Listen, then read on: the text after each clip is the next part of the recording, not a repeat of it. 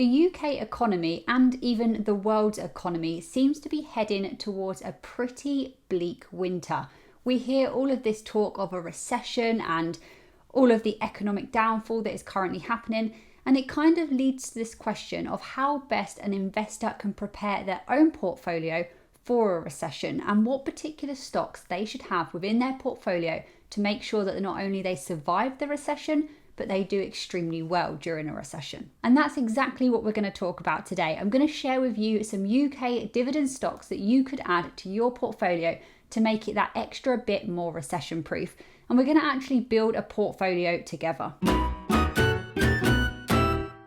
So there are some sectors that do well in a recession and some sectors that really do not perform very well during a recession.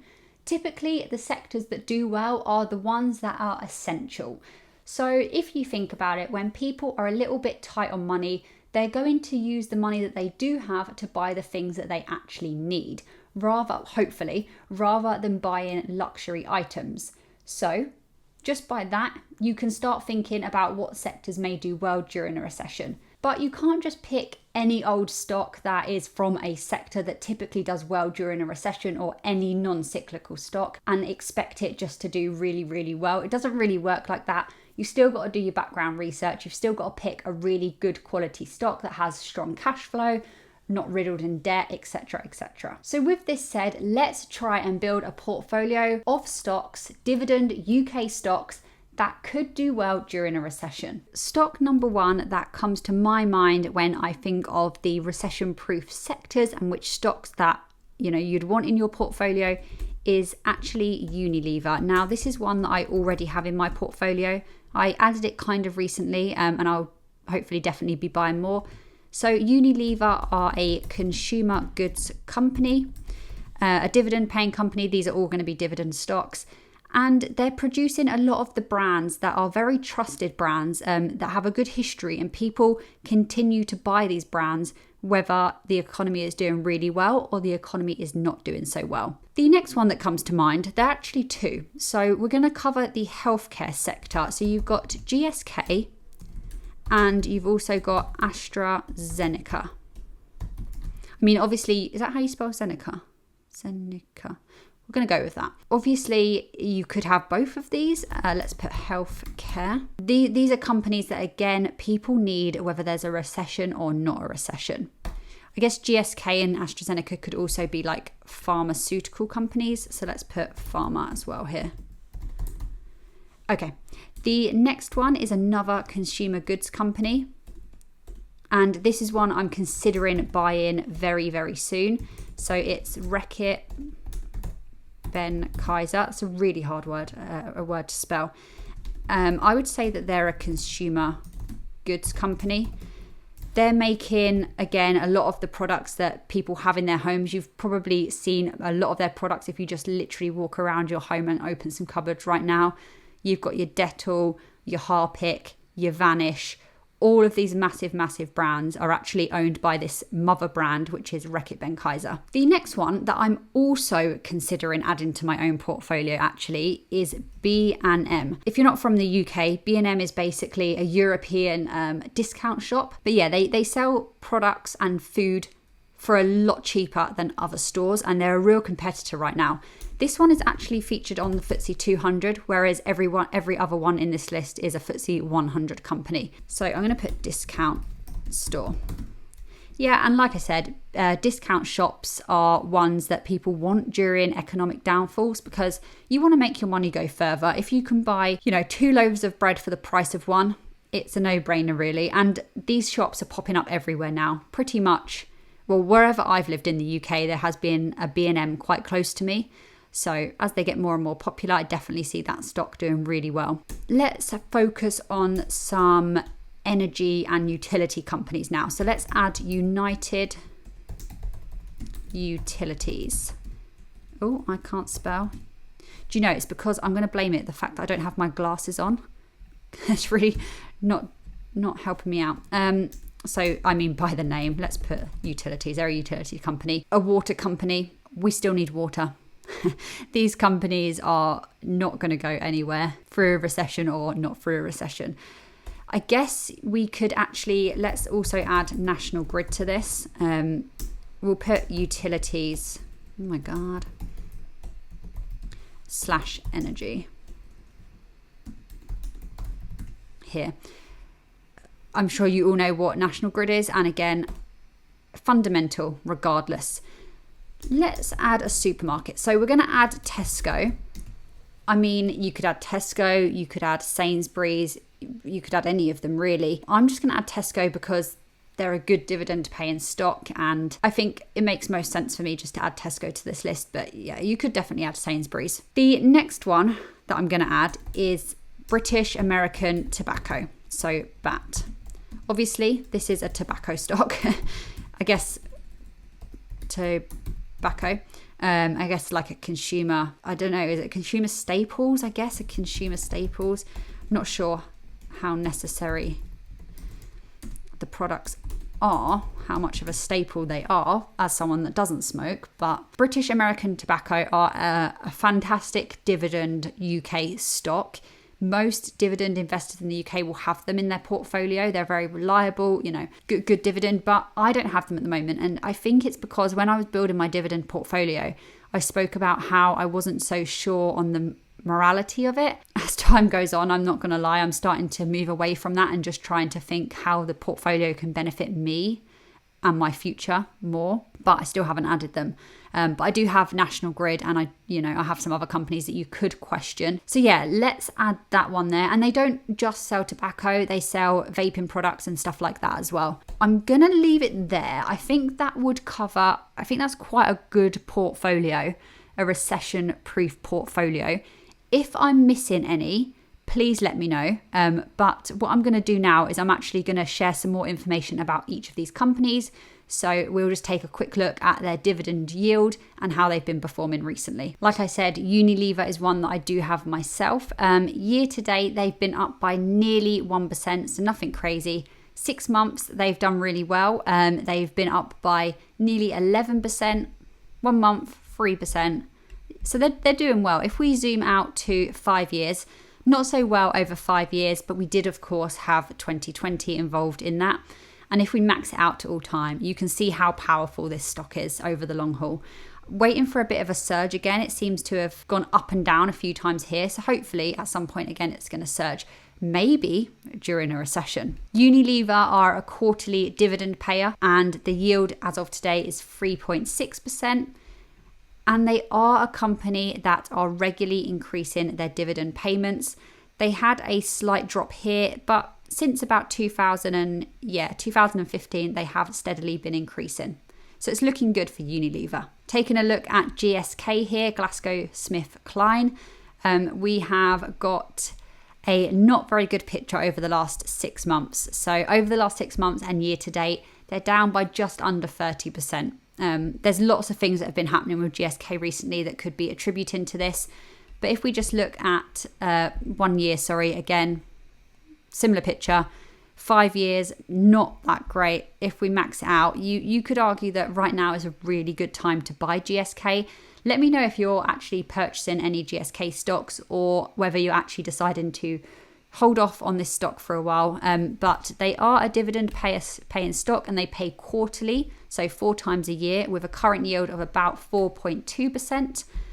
And GSK are a really interesting one because they've kept their dividends the same since 2014. So they've not decreased them, but they equally haven't been increasing them, which I don't know. Is that a good thing? Is that a bad thing? I'm not too sure. Next up, we have Reckitt Benckiser, who over the last 1 month are down by 4.3, 6 months, 10.63. And if we zoom out to 5 years, down by nearly 14%. And let's, of course, max it out just so we get a full picture. They've had a pretty good run, and I don't see them going anywhere anytime soon. Like I said, I've worked at RB before, Reckitt Benckiser, I call them RB. Yeah, I think they're doing fantastic things from what I saw. I think they're a great stock to have in your portfolio, especially during a recession. But yeah, let me know if you guys have this one. They actually pay twice a year. So you have an interim payment and a final payment. The yield is saying 3.1% at the moment. And the dividend increases. Let's just go down here. So They've been regularly increasing their dividends from 2012, not including 2015. I wonder what happened there. Oh, 0% change. Okay, so it stayed the same. So they've actually been increasing their dividends since 2015. So going pretty well. They've kept it the same between 2020 and 2021. Oh, okay. I'm lying to you guys. It's right in front of me. So they've increased their dividends from 2015 to 2019, and then they've kept it the same. That's what they've been doing. B&M, like I said, they're on the FTSE 250 rather than the FTSE 100. Over the last 6 months, they're down by about 21%. Year to date is not a pretty picture, 42%. And then if we start zooming out, how have they been performing over the last few days actually? Okay, the last month they're doing well, up by nearly 16%. 5 years down, and if we max it out from all time, they've had a little surge recently since October the 7th, you can see here.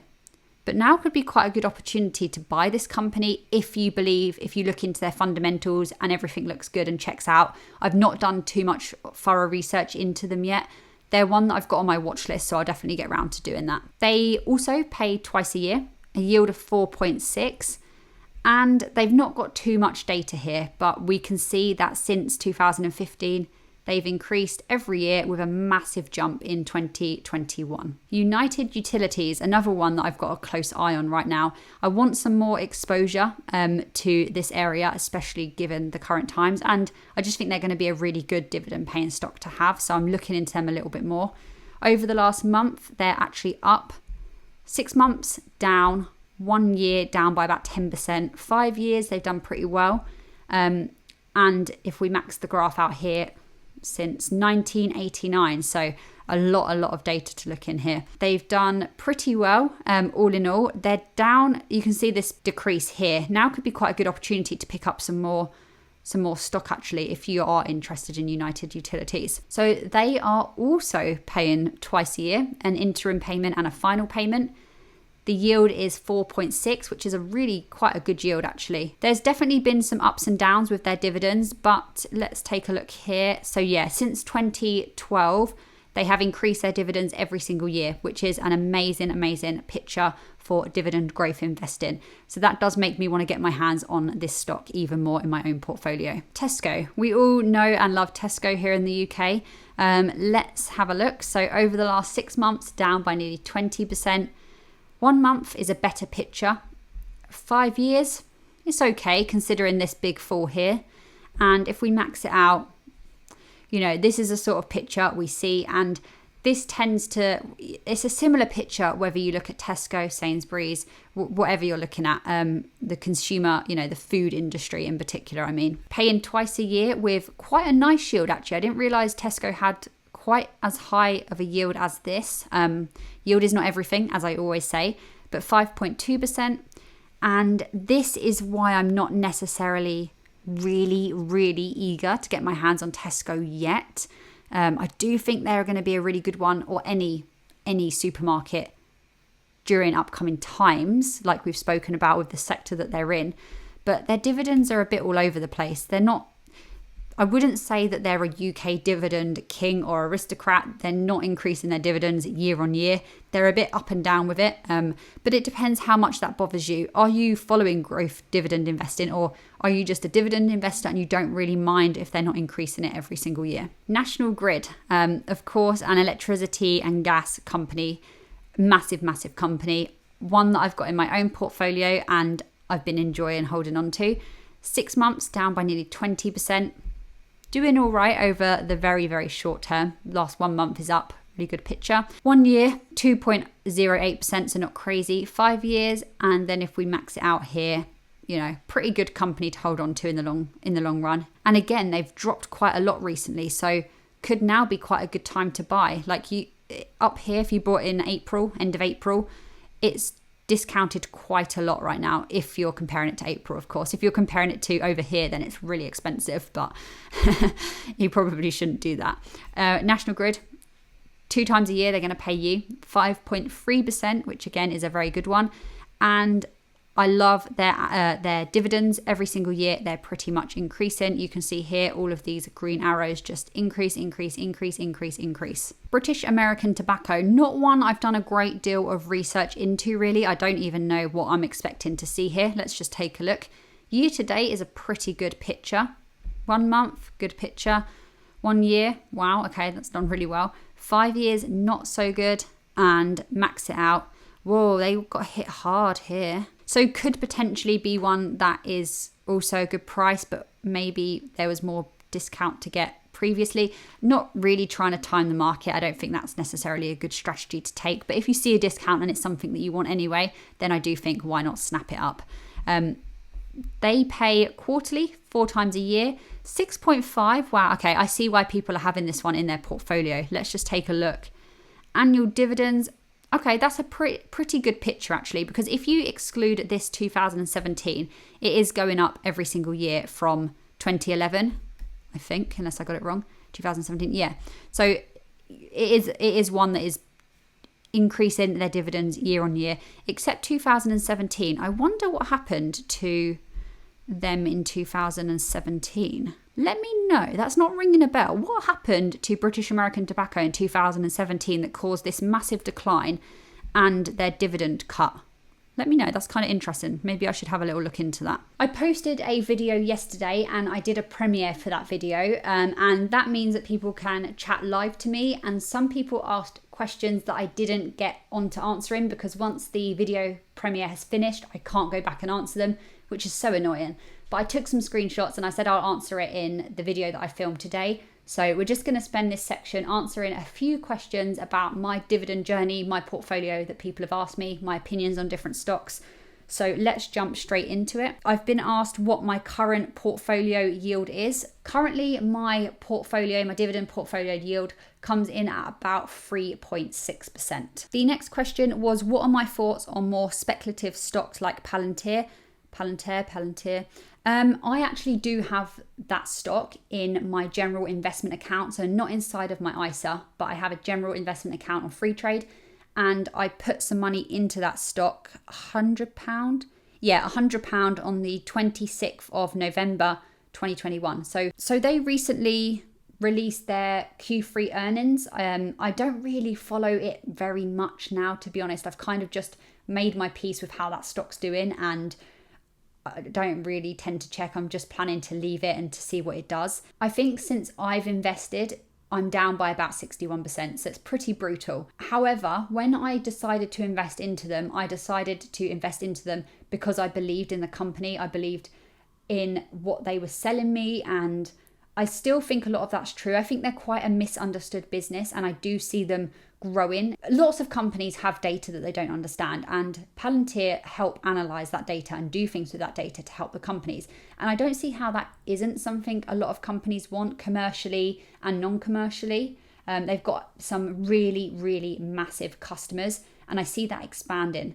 As far as I'm aware, correct me if I'm wrong, the Q3 earnings report wasn't that bad compared to other quarters, but they still are not necessarily on track, and I think that's caused the stock to decline even more recently. The next question that I got is, what do I think about BP? Again, it's not one that I have in my portfolio, so I haven't done massive amounts of research on BP, but I do know that they're a very popular UK dividend stock. I'm pretty sure when I looked at BP, let's just take a look at it actually just to make sure. Yeah, so BP are up to basically pre-pandemic levels now. Oh, that was such a mouthful.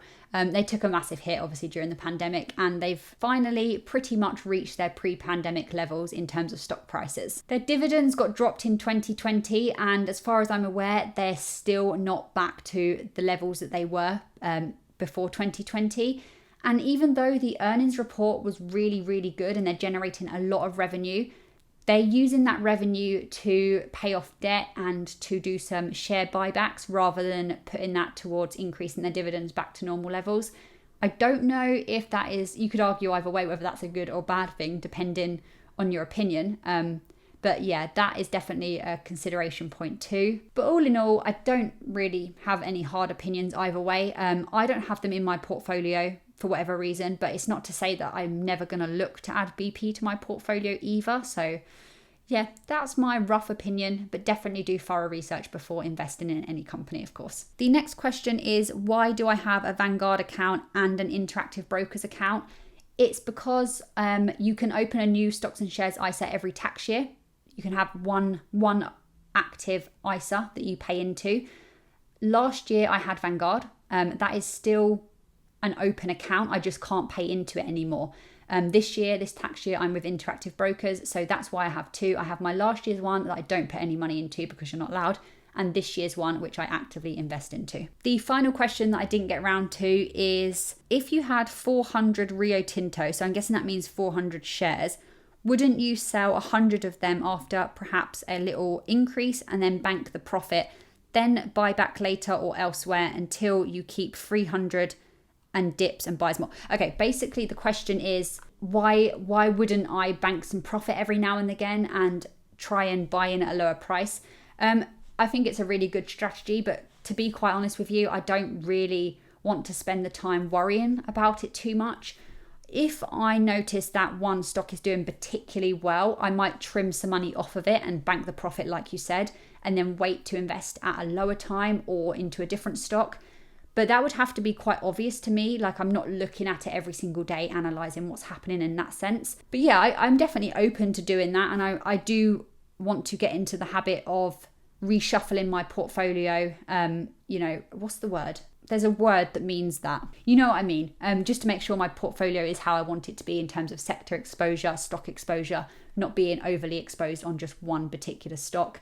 And I guess that comes hand in hand with that. Like, I would be looking at what companies to maybe trim a bit off depending on profit and things like that. But yeah, not something I'm heavily doing or have ever really done too much. I'm just more in the mindset of buying good quality companies, dollar cost averaging in, not worrying about the price too much and leaving it for the long haul. So I hope that answers your questions. Thank you so much for anyone that obviously does ask me questions. I love that. And I hope you've enjoyed this video. Let me know if you're picking up any of the dividend stocks that I mentioned may be good for a recession, and I'll see you in the next one.